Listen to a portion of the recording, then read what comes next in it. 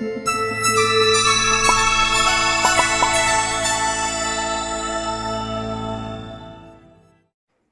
everyone. So tonight we have Miss Carnita Nicole as a wardrobe specialist from California. So we'll just jump right into it. Hi. I would just like to say thank you first of all for coming to speak with us. And so let's just go ahead and get started. Can you tell us like who you are, and what you do and where you're from? Okay, can everybody hear me? Okay, cool beans. So my name is Carnita Wimper. I go by Carnita Nicole. Nicole is just my middle name. But I'm Carnita Nicole. I'm from Pine Bluff, Arkansas, but I reside here in Los Angeles as a wardrobe stylist. And yeah, what else Awesome. did you ask me? Like, what else did you ask me? And that was really all I was asking Oh, for. Thank you. So as a child, what was your dream job? legit, like my dream job, you guys are gonna laugh. My dream job as a kid was to be a video jockey. Like, like to do like the countdown on the TRL. I wanted to be like Lala Anthony so bad. You have no clue. But of course, like after watching Devil Wears Prada, I'm like, okay, yes, I need her life. So I tried in my best way to recreate that for myself, and that would have been wardrobe styling. So yeah, Interesting. yeah, That's a fun dream job. Um, I would so still probably do it now if somebody asked me. um, so being a wardrobe specialist, or what kind of like educational background does that require, or and what kind of educational background do you have? So your first question was what kind of educational background does wardrobe styling require? And actually, there's no formal education, so to say, for wardrobe styling. That's kind of like one of the newer things that doesn't really have a pathway, so to say, right now. But there are um, like online universities and things like that give you detail by detail and really nice experiential things virtually that you can experience. I did that. So just to back up a little bit, my bachelor's degree is from the University of Arkansas at Pine Bluff, and that's how I know Shaquinta. We're sorority sisters from that university. And then I went to the University of Fayetteville to get my master's in business economics. After that, I moved to Dallas, Texas, and I worked in marketing, just as a fresh out of the gate, kind of needed to get a job after grad school kind of thing, being honest. You know, went and got a marketing job. It paid really well. The hours felt long for me for, not really ever having a real job before, but, you know, that was fine. But then I kind of got like, you do all of those things that your parents want you to do, and then you're like, I really want to do something that makes me happy. Like I went to school, I made good grades, I took one more step, I got a master's degree, I got a job, I'm working in corporate America, but what do I really, really enjoy? Like, I don't ever want to look back on my life and be like, I wish I would have tried doing X, Y, and Z.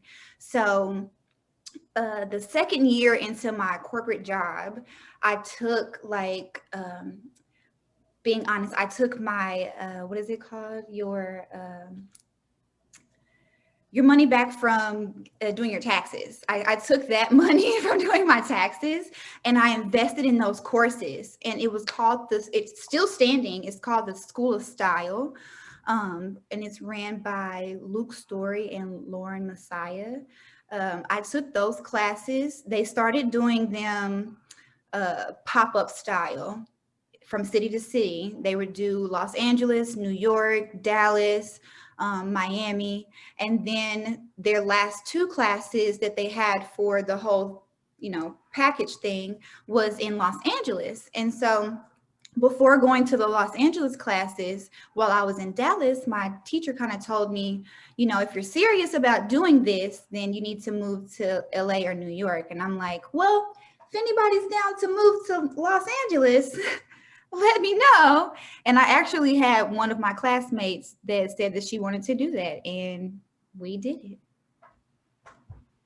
Wow, that's a long journey from where you started. Yeah, it's been well worth it though. Yeah, it sounds like it's been a good fun adventure for you though. For sure. You kind of touched on this a little bit, but when you started out in your career in like the field, did you expect to be where you are currently? The goal was always to be a wardrobe stylist when I started my fashion career, but straight out of school, no, I didn't think that I would be living here or doing this. But when I started my fashion career, yes, the goal was always to be a wardrobe stylist. I just had to pay bills and get experience in other places, because honestly, I got a corporate job, but I learned so much from my corporate job that I didn't get from school, and I don't think that I would have gotten from anywhere else by it being such a large company. But all of those lessons that I learned from that corporate job have helped me in my wardrobe styling business. But yes, the goal was always to be a wardrobe stylist. Awesome. Um, Fulfilling your dreams, I guess, is always really nice. Yes, but honestly, like there's more, and after doing this for a little bit, I've learned that there's so many like more avenues just in my tiny niche, like there's, you could do interviews, you could, have a fashion segment on a show, you could produce your own fashion segment. Like a lot of people, especially since Corona, like a lot of people have taken upon themselves to build their personal platform and and do things that way. So you can do virtual styling, you can do in-person styling, you can do what I'm doing, like editorial stuff where you're in person doing that kind of stuff. You can do like the TV and all that. There's so many things that you can do within, I guess, wardrobe styling, but in the fashion industry or being a creative in general, that, feel like I can brush my shoulders off with the career move here. Um, Going back to what you do on a daily basis, uh, we can talk about like like before COVID and then like during COVID too. For sure. Um, what does a normal day in your position look like? A normal day for me would be up in the morning. I go to the gym. I try to get up at like 5:30. Sometimes I make it there at 6, but my gym is right downstairs. So, but go to the gym to get my day started. By 8 o'clock, I am on my computer, emailing for appointments for whatever project that I'm working on. So, emailing for appointments for the current day or over the next 2 days, um, and waiting for those responses. Once I get my schedule down, most places don't open until like 11:30 noon. So, I can start my appointment pools and all of that research for clothing at noon. And then from noon to about 4:30, I am in appointments and I am hands-on driving around in LA, going from brand or showroom to showroom to get things for whatever project that I'm working on.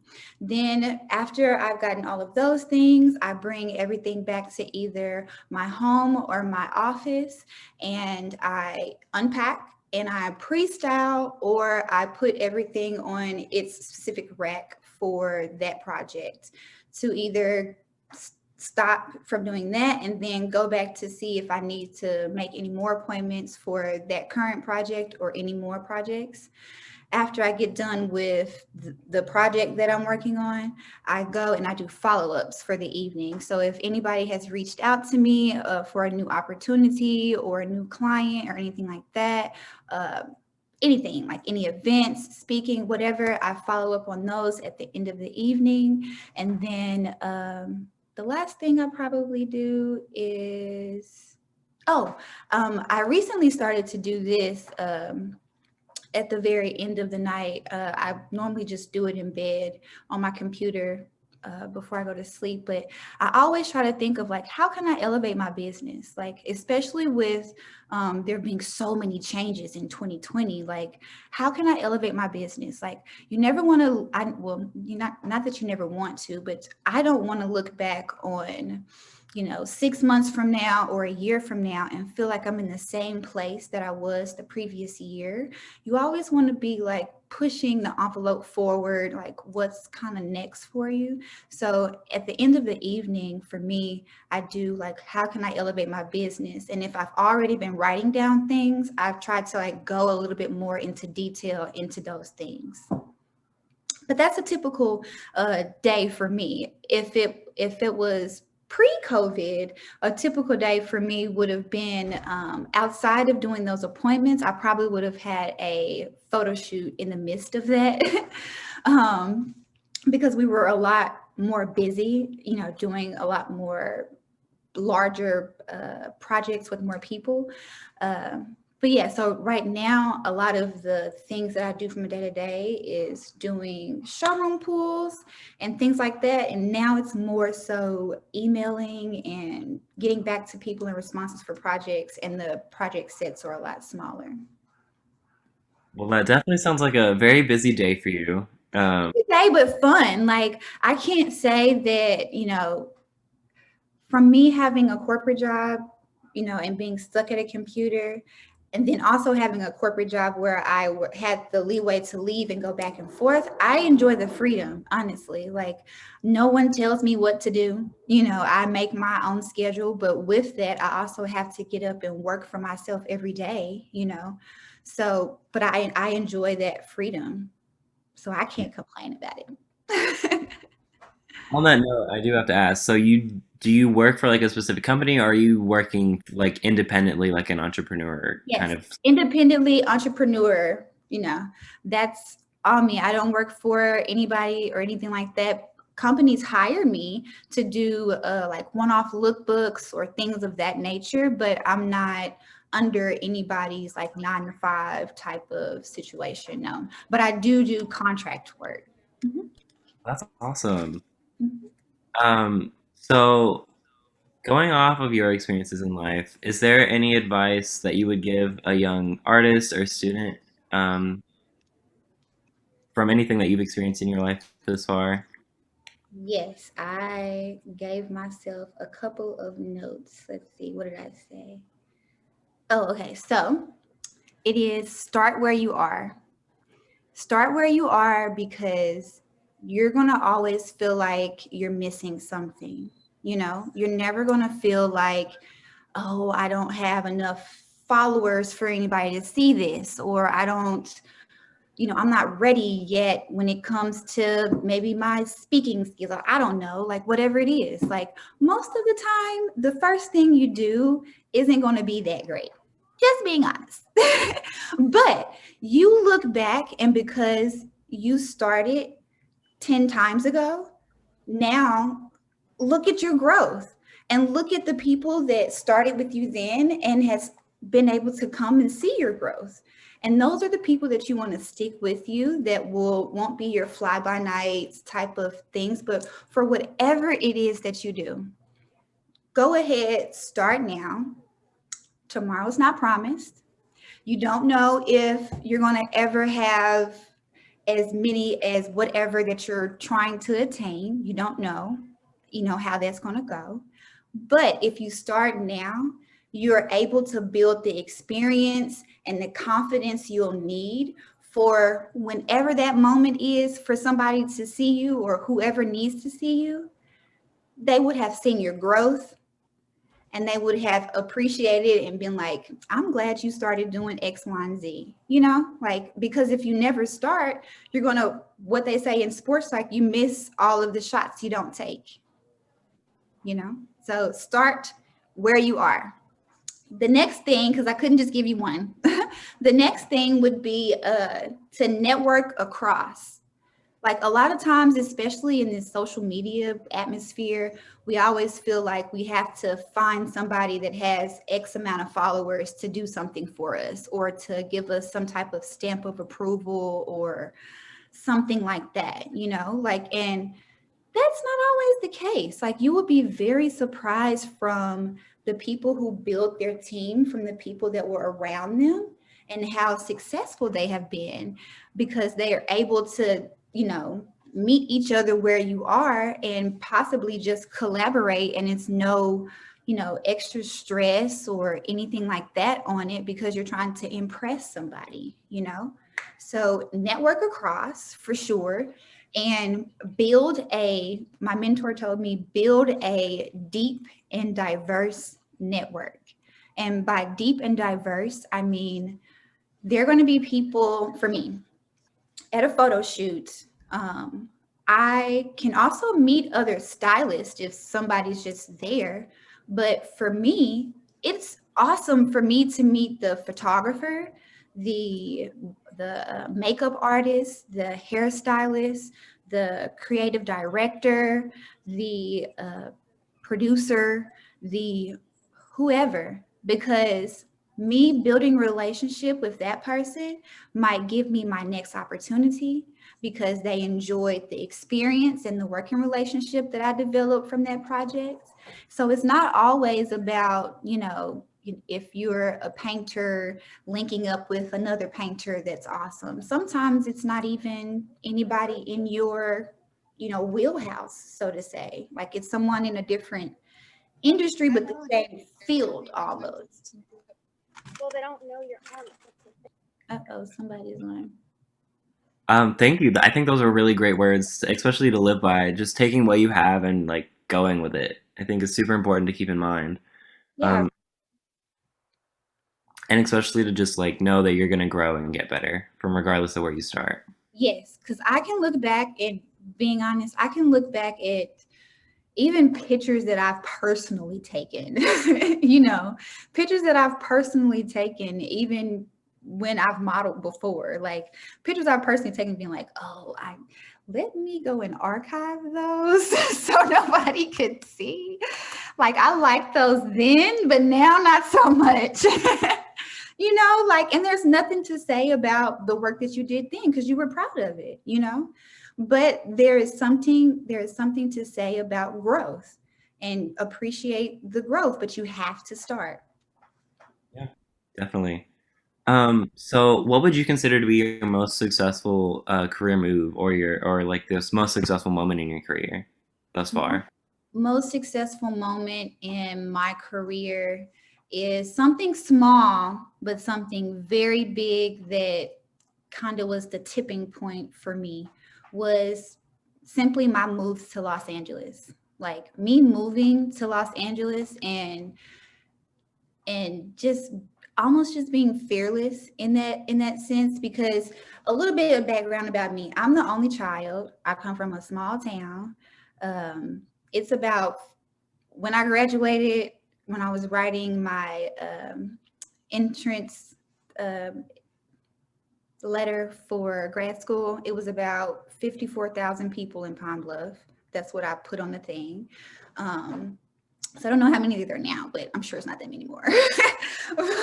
But yeah, I'm the only child. I come from a small town. Most of my family lives in that town. You can get everywhere in about 7 minutes. Like, so me taking the step to move to LA, like I already had taken the baby step and moved to Texas, which is kind of like a rite of passage for Arkansas people for some reason. But I moved to Texas, but I was only there for 2.5 years. And I was like, you know what? Let's do this LA thing because there has to be something better than this, like as far as what's fulfilling me. So, me not being afraid to move across the country kind of by myself. I mean, I had my classmate with me, but I mean, I really didn't know her, you know, and we moved together. But crazy story, once we made it to Los Angeles, she only stayed about 4 months and she left me in my lease. So, like just persevering through all of that and being like, man, like, what if I got super scared and was like, Mom, I can't do this anymore. Like, so and so left. Like, I don't know what to do. Like, I just want to come home. Like, what would I be doing right now? Like, I'm so thankful that I stuck it out and I figured it out, and that I decided to do this full time. And another thing that I can tell you that is a takeaway for you is to don't be afraid to always be a student. You're going to forever be learning. Like, you don't know everything. I don't know everything.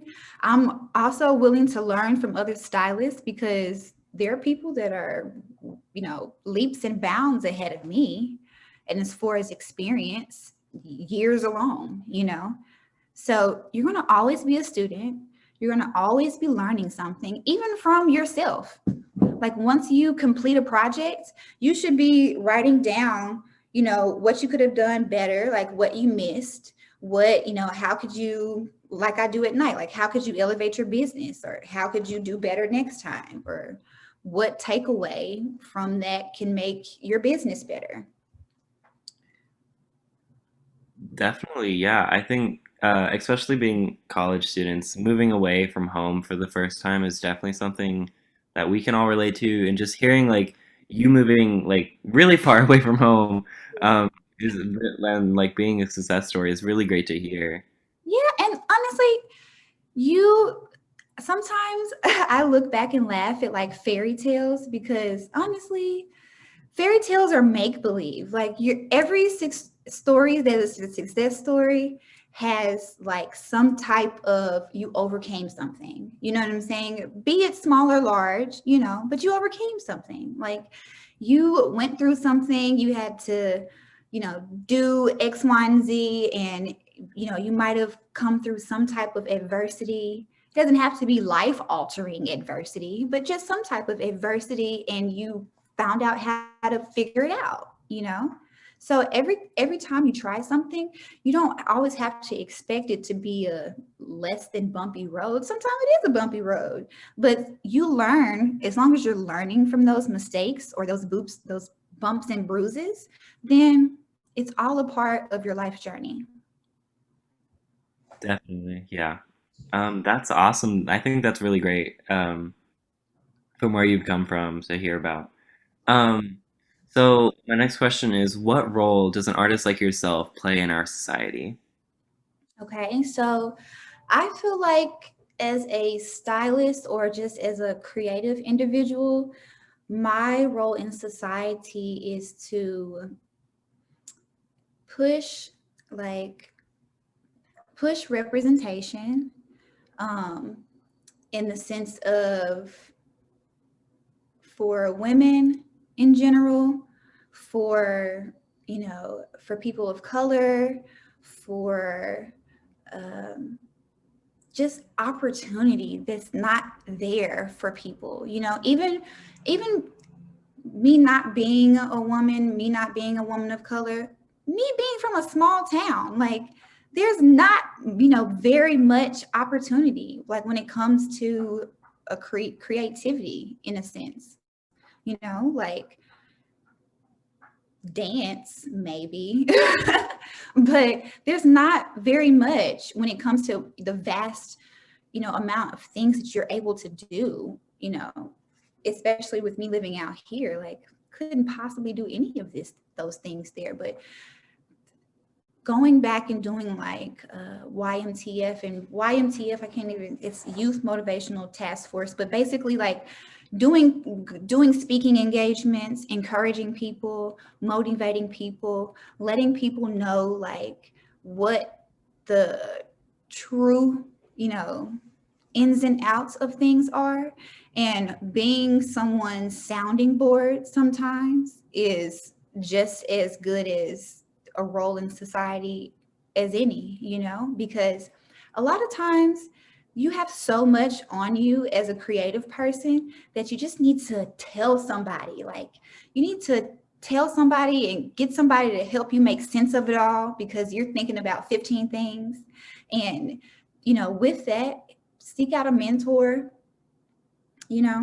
but the role in society, I feel like as a creative person that I do is pushing representation, motivating people to let people know that, especially women, let women know that there's a place for you in whatever world that you want to exist in, be it corporate or entrepreneurial or whatever. Like, there is an avenue and a niche market, there is a platform, that whatever, like, there is something for you, and don't be afraid to go after it. You also don't have to wait for someone to give it to you, and just by letting people know that and saying it out loud, honestly, is all the more better, but the other thing too that I will say is changing stereotypes too in the creative industry. Like, we have the ability to change what people thought from like the 50s and 60s or whatever, like, us as young people, we create the world that we want to see, and as creative people, we really get to do that, so I think that changing the lenses that people used to look through a long time ago and giving it a new lens gives you a different perspective, and it creates a better place, especially when you're getting different perspectives on things, because something that may be funny from this person may be offensive to the next. But if you have people in the room that are able to filter out those things and be like, hey, this is a better way to make that funny, and not be offensive or whatever, all of that kind of stuff, But as creative people, we are able to honestly create the visual world. You look at our magazines, you watch our movies and TV shows, so we really like create your thoughts in a sense, like the things that you focus on and you think about. So when you think about that, like, creative people have like a lot of responsibility for the stuff that we create, so that's with giving more opportunities to people and making things more beautiful and showcasing all different types of interest, all of that. Yeah, definitely. Especially in our current society and situation, we turn to like the arts, movies, music, books. Yes, all of that. And young people are so like inspired and have such a fire, lit under them right now that is really, really inspiring. But, we have a chance as creative people, and I know you guys are creative people too, so put yourself in that bucket. As creative people, we create the world that we want to live in. So remember that. Everything Def- that people see, even if it's just from your timeline, like def- somebody is swiping and pictures and visual things evoke emotion, and they live with you for a little bit, they really, really do. yeah, I think I couldn't have said it better myself. That was fantastic. So my next question is, what encourages you or inspires you in your job? Really the freedom to create, the freedom to do whatever it is I want to do. Like, I can take an idea and bring it to life. So I can manifest ideas. I can um, change a mood. I can uh, it's almost like helping someone's well-being in a sense.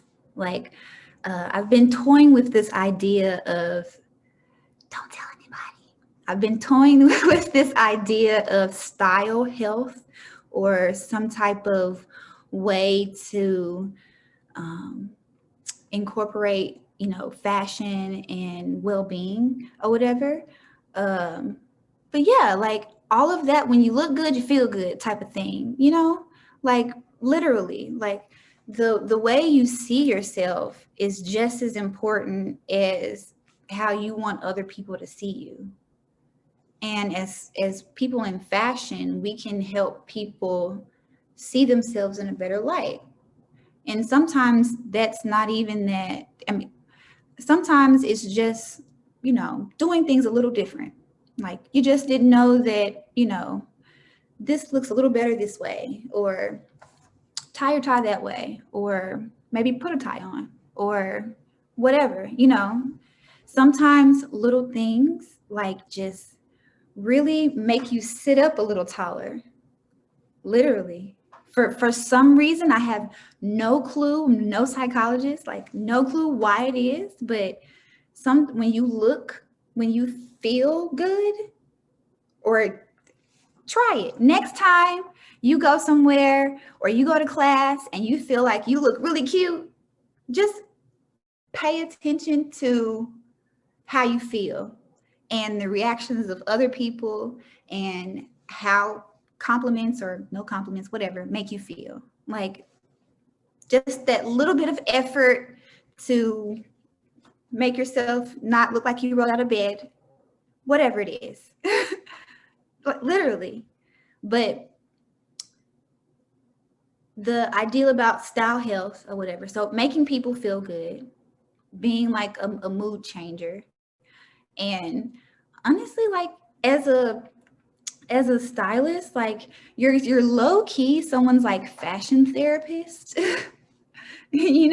Like you are the person that helps them get it together when they don't know what to do. Like, and I just did this for a client the other day. We did a recorded live performance for someone, and we didn't have time to do a pre-fitting for the thing. So she just trusted me to find something that she could fit and that would look good, And so when I came over to her house that morning and we tried it on, she was like, she liked what she saw, but it wasn't like the just pulled together look that, she felt like she could have looked a little bit better in it. Like she needed some type of like undergarment, something to pull her in, something like just something extra to make it just look a little bit more pulled together. So I'm like, okay, I'm on it. So I run and get all of the things that I think that she would need to have her together. I show up on set with with all the things, and we get it together, we get it dressed, and voila. You should have seen like the just not even sigh of like relief, but just like the worry-free like ness, whatever, of her in that moment. She was just like, I'm so glad that you helped me get this together. She was like, I trust you, but thank you, like, but pulling all of that together for somebody,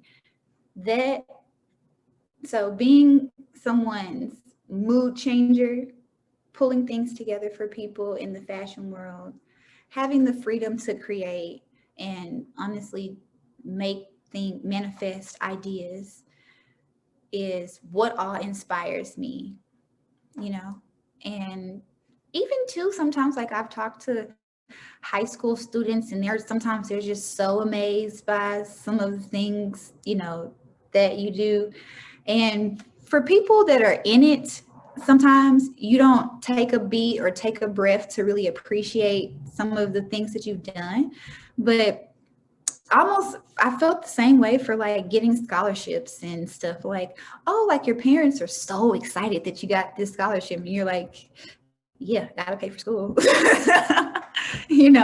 But and it's cool, like, okay, cool, but they see it as so much more than sometimes what you see it as, because you're just trucking along and on to the next thing. But yeah, I said that to say, I forgot, but yeah. The Yeah. freedom to create and do all of those things is what inspires me to get up every day and be an entrepreneur and work for myself. Yeah, that's great. I know in all of our art forms, just the freedom that we really get to do whatever we want is definitely, I think, what makes the most of us and why we keep doing it. Yeah. And so that brings me on to my next and my final question. What do you want to do next? Like, what are your current goals? So what I want to do next is I am starting to get into, um, I guess you can just say like passive income when it comes to wardrobe styling. So something else that will, another stream of income that will not take too much effort or anything like that type of thing, right? So what I have been working on and should come out next month, but what I've been working on is printables, almost like digital planners and a checklist and things like for creatives in the, or just for creative people or people in the fashion industry or specifically wardrobe stylists. So something like a, what would you call it? Like a wardrobe styling kit, like your checklist, like things you need to have on set, like your um, heel cushions, your steamer, your rack, your boob tape, your measuring tape, a small sewing kit, Hollywood tape, you know, hemming tape, just whatever, all of those things. Like it's literally like a little checklist of all the things. And that and doing one that also has links to purchase all of those things, but just little things like that to create passive income. But it was printables, so the checklist, digital planners, and things to help you get organized. So for fashion people or when you're doing projects, you also have to have a budget and submit receipts and do all that kind of thing. So like a budget planner or a budget organizer and stuff like that. But things specifically for people in kind of like that umbrella um, of things. So I'm working on that. And then the next thing that I'm working on is, and honestly, you guys can do this too. It's not even like anything big like that, but you could do it too. Is I'm working on being a Amazon influencer.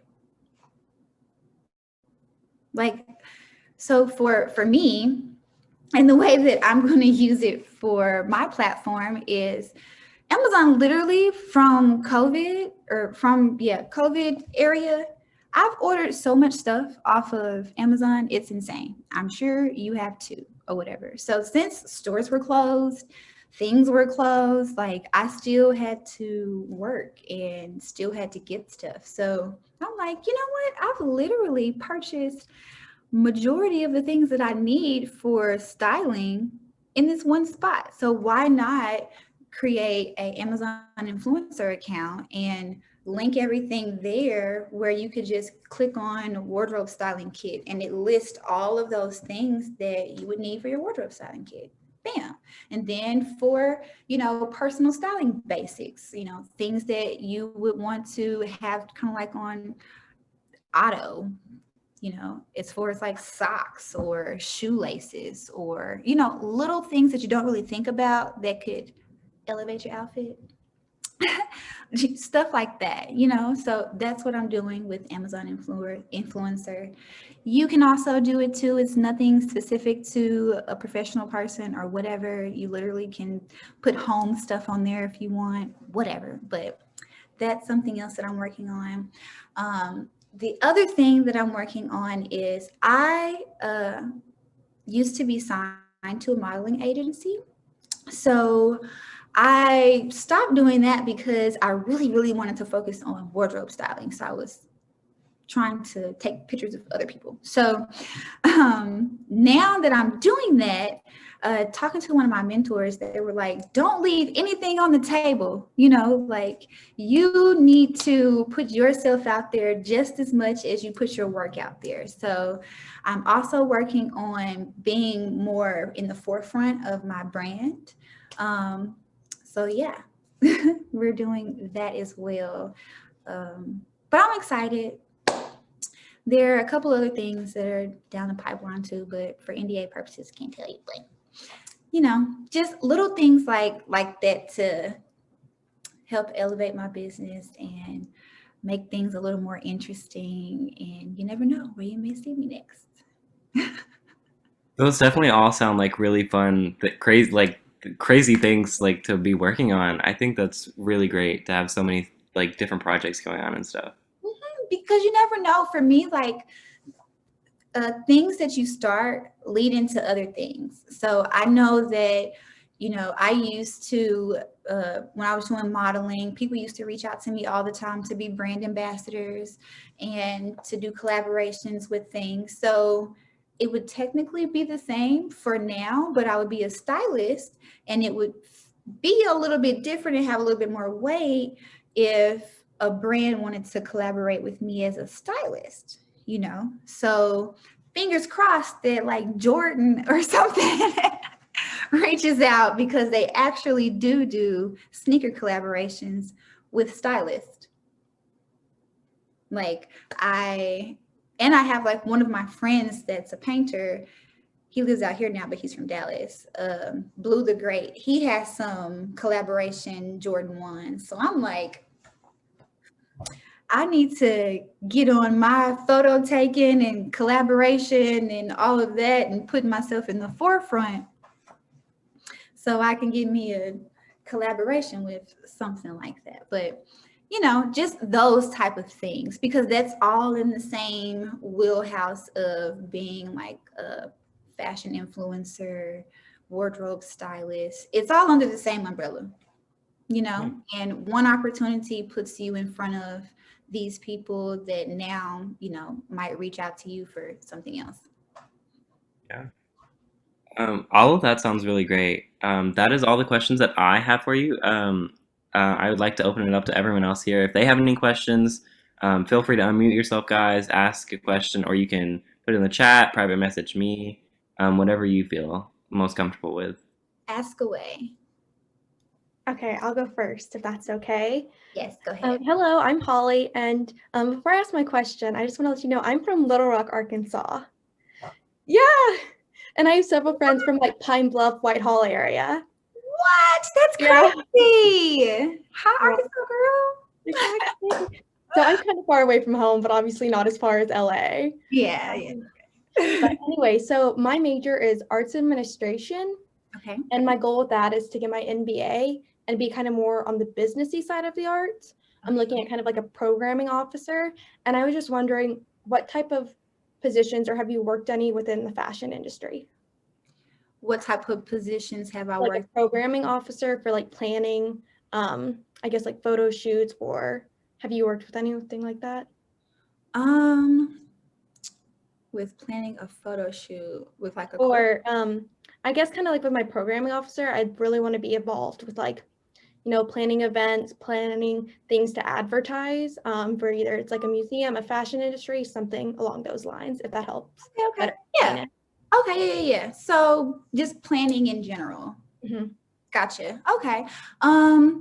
When it comes to that, I haven't specifically worked with someone who does that, but most of the time that's like the creative director's job as far as like planning goes. Like they're the person that's booking the venue, that's booking the talent, that's getting the creative team, that's telling you the direction of whatever's supposed to look like and feel like and all of that. So that to me sounds like the creative director position for a photo shoot or a music video or an editorial, something like that. I've done some stuff like that for smaller projects. But yeah, what did you want to know about it? Well, I just wanted to know, I guess like partly like what was the job? Because I guess creative director is basically the same thing when it comes to planning and everything, but I don't know. I guess I just didn't ask my question very well. I'm sorry. Girl, please, it's fine. So in my area, for the things that I do and I'm the people that I'm around, creative director sounds like the most lateral position. So in that position, like I said, you would be responsible for literally putting on the production, basically. You would, when you got to whatever whoever brought you to the table for the idea, whatever it was, say you had to, I don't know, put on a music event. Say you had to put on a music event and you had to book talent, but you also had to book the creative team for the people backstage. You had to make the roster for the people that are going to perform. You had to get the production people there. So you had to hire the production company to come build the stage. You're literally doing everything. Like you're literally doing everything, but as creative director, you're not doing it by yourself. Like you have people that you're delegating all this stuff to, like don't drive yourself crazy by any means. But you're literally putting on the production, whatever it is. So every little detail, you're booking the team. So from lights on to lights off, from the person at security, from whatever. Yeah, like your creative director, all of that's under your wheelhouse, and you have people, maybe like intermediate people under you. They're helping delegate some of those niche sections of that, but you're putting on everything. Okay, perfect. Thank you so much. I answered a lot. Thank you. Yeah. Any other questions? Hi, I have a question. My name is Marina, and I am in architecture. I'm right now building my online portfolio from like everything from like my website to like Instagram, but like I was wondering if you had any tips on that. Tips on building your website or Like getting more followers on Instagram or like building up like a really like diverse network online. okay, gotcha. So engagement is the top thing for building your profile online. Like you can't expect for people to just follow you. You have to engage with them and bring them to your page as well, right? So you have an architectural website. Sometimes it's good to look up hashtags like hashtag architectural design, hashtag whatever a position or something like that in that field would be. Hashtags help you find people. So you may find other people that are interested in the same thing, so they'll follow you. That's the best way for me. So when I'm looking for, or say when somebody's looking for me, my hashtag that you could probably find me under is LA wardrobe stylist. So if someone's looking for a wardrobe stylist in LA and they type that, they get a whole bunch of pictures. But since I hashtag that under most of my pictures, you'll find me, So hashtags, interacting with people, leaving comments under people's posts and interacting with them, responding to people's story, following them. But like you want to do, when you're in a space where you want to like get some followers and get some engagement going, you kind of want to do a couple of things for one person and then move on. So, if you find somebody that you want to follow, like a couple pictures, leave a couple of comments on, the individual pictures, follow them or whatever. By that, they should see you, and be like, oh, who's this? Like, oh, they're interested in the same thing. Let me follow them too. That kind of thing. You can also run ads, very small ads too. You don't have to be out here paying for stuff, but literally like put $3 on the ad, and put it, make sure you have all of your filters and things set to whatever. So other people that normally wouldn't see your page will see your page. You could do that. What else? You can also use your other platforms to bring people over. Like if you have a larger following on Facebook, you can always be marketing like, hey, follow me on Instagram, or, do that kind of thing. You can always shout out friends and have them shout you out type of thing, or ask friends to repost your business page or whatever kind of thing. It's a lot of things. You can also do, not that you would have anything to give away, but maybe you can also do like giveaways for people to follow you. So they would have to follow your page, repost on their page if for some reason, because you're doing some type of giveaway. And the giveaway could be something very small, like information. I don't know, like whatever, or tutoring. I don't know. But something like that. There's a couple of different ways for you to try to gain your following, but you also have to be consistent. You have to be consistent with liking posts and engaging with people, because when you fall off the face of the earth, people start unfollowing you, and then you have to start over again. So be consistent with what you post, have meaningful posts, have quality pictures, clean quality pictures. And yeah, it's a slow and steady climb. I hope that answered your question, Marina. Yeah, sweet. Thanks. I really appreciate it. Yeah. Any other questions? Come on, guys.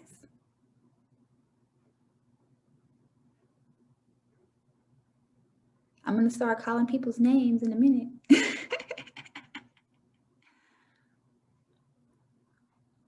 Kaylee, do you have any questions? Fish?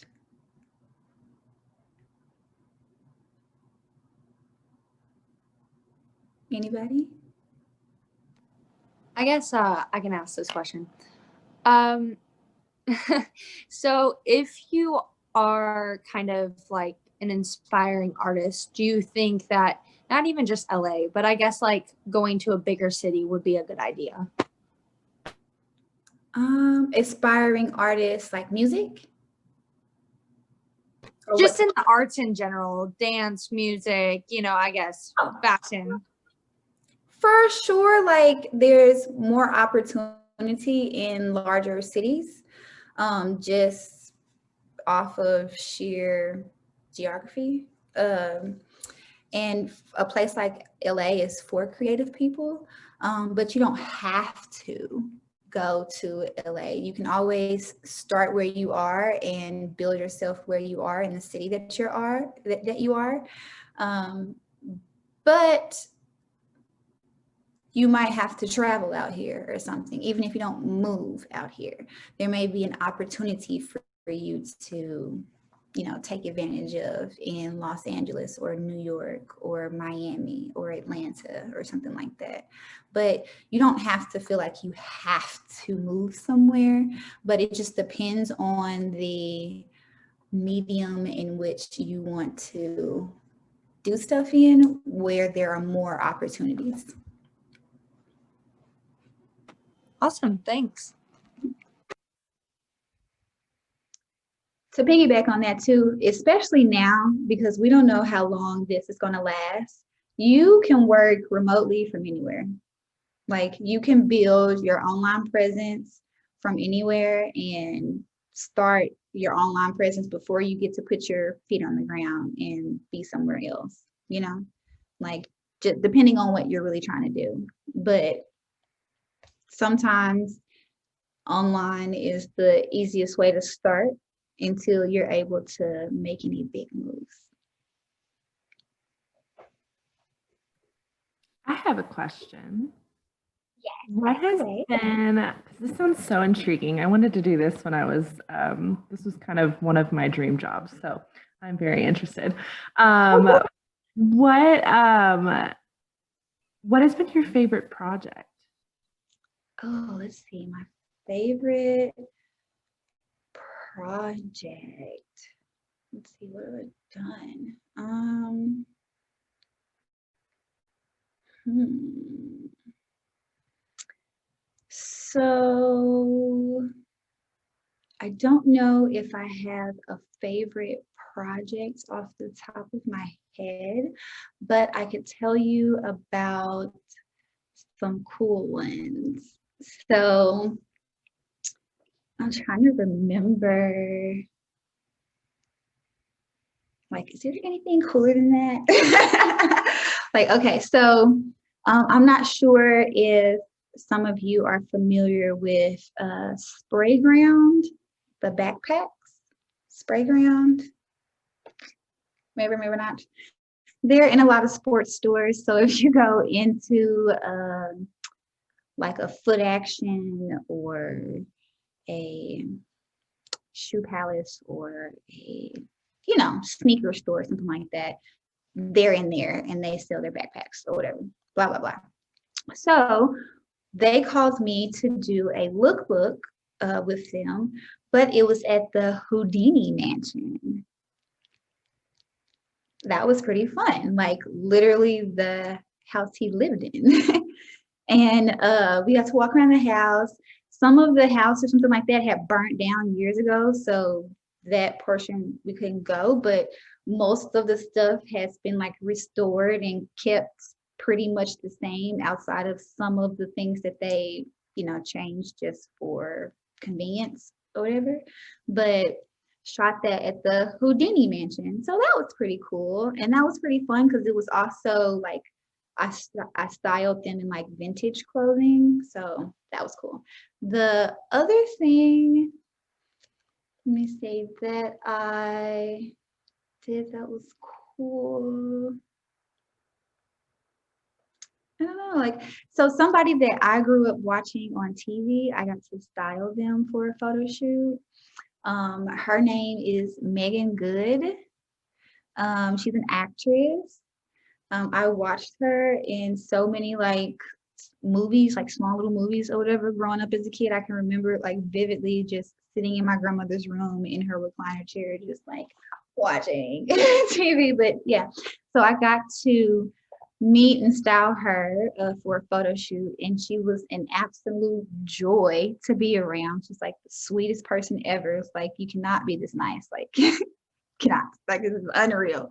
But that was cool too. I can't really think of anything else that was just I mean, like other than doing editorial shoots with, you know, people, like those are cool. Oh, so it hasn't come out yet, but as a kid, I used to, on Saturdays, not every Saturday, but on Saturdays, I used to go to the beauty shop, right? So go get my hair done on the weekend. And at the salon, they used to always have these hair magazines that you know, look through and stuff like that. So one was called Hype Hair or whatever. Looked at it for years. It still exists, all that, like, but it just reminds me of that time as a kid where I used to go to the beauty shop with my mom, right? So recently, this year, I got a call from them to do an editorial shoot. So I have a Hype Hair editorial coming out very soon. Hopefully it comes out before the end of the year, but it's already been shot. I've already seen the images and all of that. So that's going to be pretty cool and kind of a full circle moment. But yeah. That is awesome. Very cool. Thanks. Thank you. Any other questions? And you can ask me about anything creative. It doesn't have to be about fashion or whatever.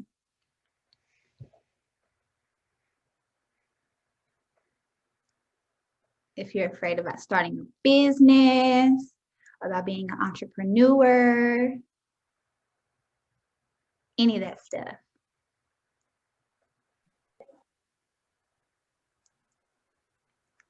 I have a question. Okay, go ahead. What was one of the struggles that you had or that you found when you were trying to transition into more of a business-minded perspective instead of just the arts perspective? Gotcha. So business-wise, I really, at first, I would say business-wise, establishing my rates was pretty tough because like there's no one that really talks about that in our industry. It's very strange. Don't ask me. Nobody wants to discuss how much they're making. I don't know why. Whatever. But you know, no one really, outside of you getting presented with a job that already has a rate attached to it, a lot of times people ask you what your rate is. And at first, I really didn't know what to say. Like, I'm like, well, I was making X, Y, and Z at my corporate job. So what is it a day? But that really doesn't translate to the same thing, you know? So at first it was establishing my rates, but what I found out over the years is that people will pay what you're worth for sure, and they will pay you when they value your work, right? You also have to take into account what it takes to run your business, like what it takes to stay afloat from month to month and work backwards from there. But then also consider your subscriptions, the classes that you may take, because even as a stylist now, I buy stuff from people, you know, like if I'm following this one page for stylists, if they do a seminar or something, I might pay for the seminar just to go listen to see what all of that stuff, those are business expenses.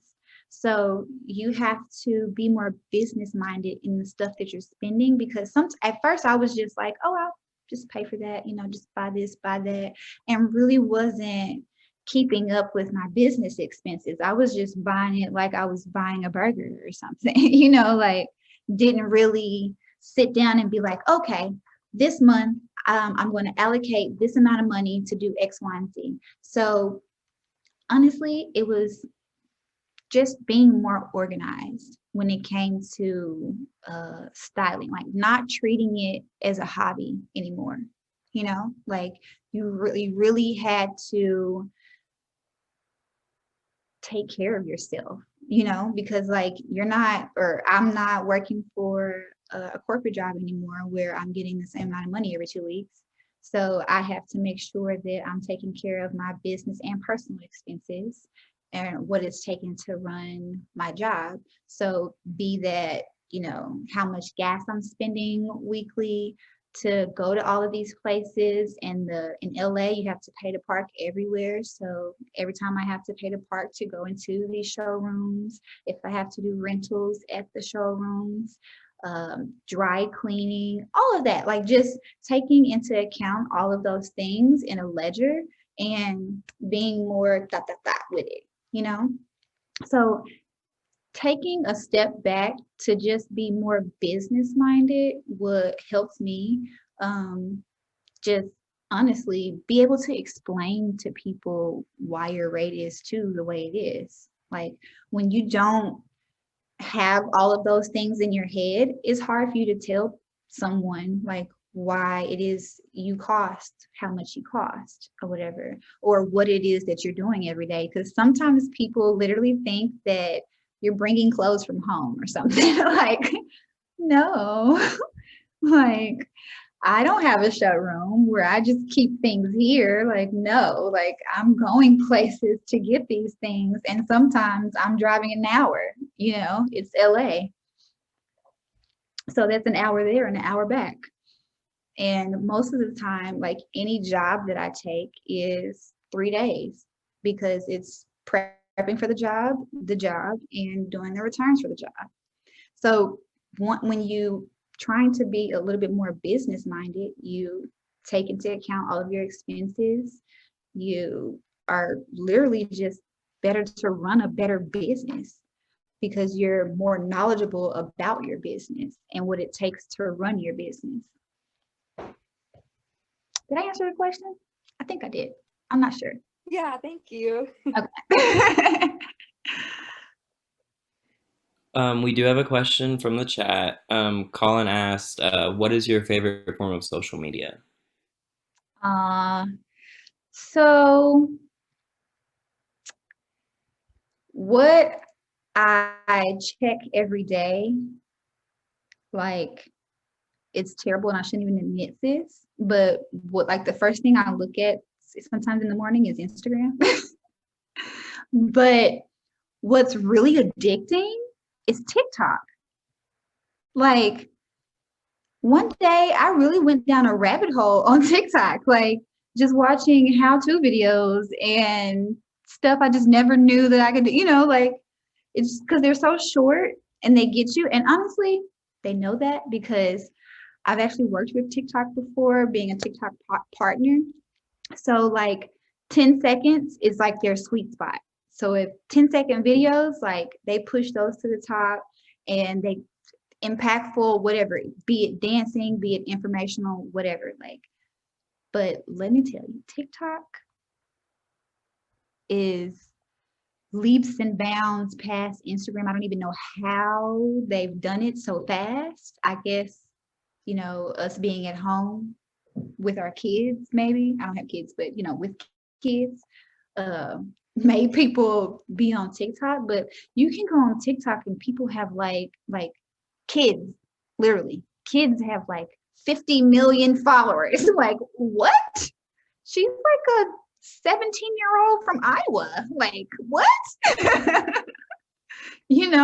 And she's there doing dances with her brother or her grandma or something. I don't know, but it's very entertaining. But Instagram for me, I have been trying to be more or like create a TikTok profile because that also is another way to leverage your business or whatever, because there is an informational side to TikTok. And they do pay people and all of that. So just to put that out there. But yeah, like Instagram and TikTok are the two things that I look at the most, but I definitely look at Instagram every day.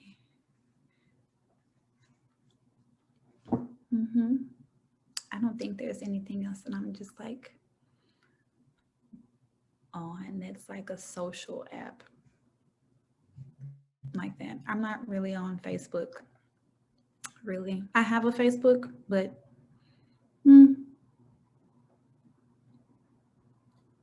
Well, if no one else has any like final questions, I would like to just say a big thank you for coming to speak with us. It's been a joy getting to listen to you, and everything that you've had to say. It's just been fantastic.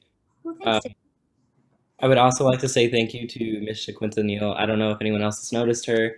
I've had the pleasure of working with her before, and it was just a joy getting to see her and hear from her again. And she's been a great point of contact between the Creative Arts LLP and Miss Carnita Nicole. So just thank you again to both of you. And yeah, that's all I have to say. Yes, you guys have me back anytime. We could do this more than once. It was a joy to talk to you. And I hope I see you guys soon. And good luck in whatever you're doing, you guys. Don't be afraid. Just last note, don't be afraid to start where you are. Don't forget to network across and build a deep and diverse network for your counterparts while you're in school. That's one thing that I wish I would have maybe done a little bit better when I was in university, is to keep up with my classmates. So develop those relationships while you're there, because somebody that you're sitting across from may be the person to help you get your next job when you get out of here, or they remember you from whatever club that you were in and blah, blah, blah, or they recommended you for X, Y, and Z. You just never know.